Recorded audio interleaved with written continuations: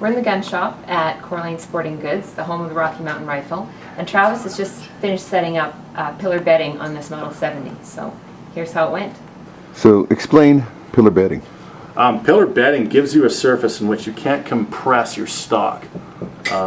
If you've got softer materials, especially like injection molded plastic or wood, if you put too much torque into your guard screws, it'll start to crush that surface, and you can actually break your stock that way. And not to mention, when you either put insufficient or too much torque, it can affect your accuracy. You're not going to have a consistent vibration. And really, you want these guns to be tuning forks. You want them to have a real consistent, harmonic vibration through them. And giving it a good, solid pillar bed is, a foundation for accuracy.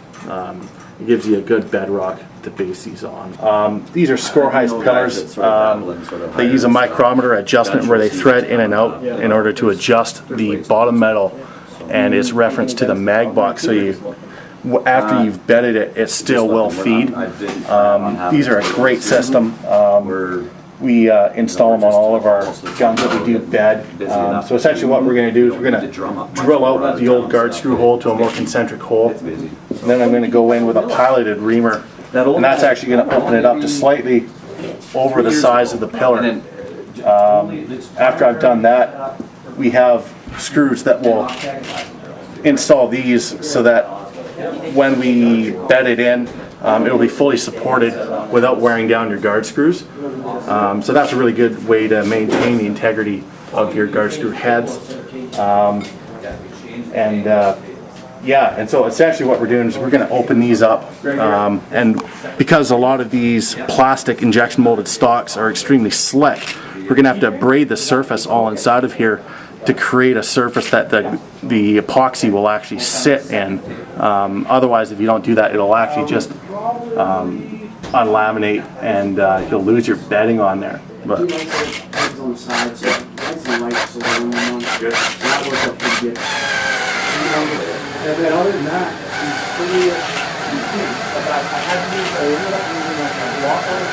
yeah, so that opened up nicely. Gotcha. Yeah, it should. I mean, and this is where you really see how wonky things are from the factory, but that actually did press in just perfectly. Yeah. Yeah, so I was trying to tweak that to get it to the right height.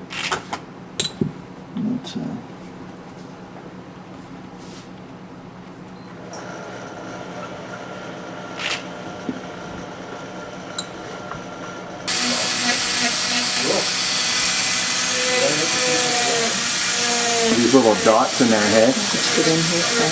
So yeah, I try and get them as hairy as I can get, so you get lots of abrasion on there, and that'll just give you a better surface for the glue to stick into.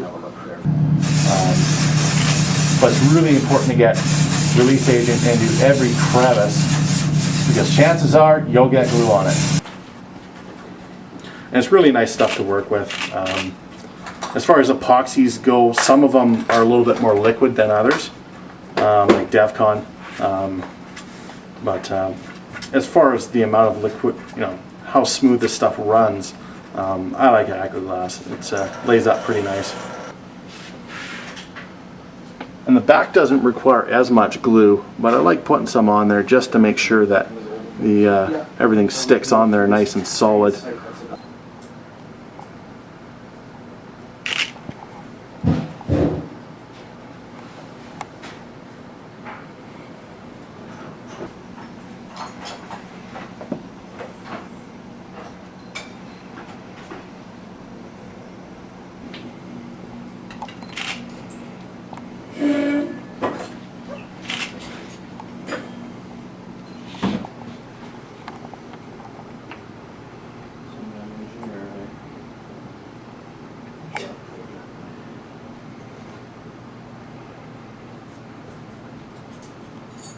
So I've left this one off, so I haven't tightened it. It's just at about 75% right now. That's another reason why you have to do all that you did on the inside of the barrel, because this is so... It's so slick, nothing adheres to it. Will stick to it. Okay. And that's just a matter of wiping that down. I do try to make Big sure. chunks off? Yeah, because you see how that flowed up. If I don't take that off, that will give me a little bit of an issue.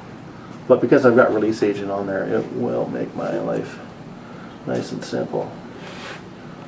But so it'll just be a simple matter of scraping it off even with the actual stock line, and then letting her kick off a little bit.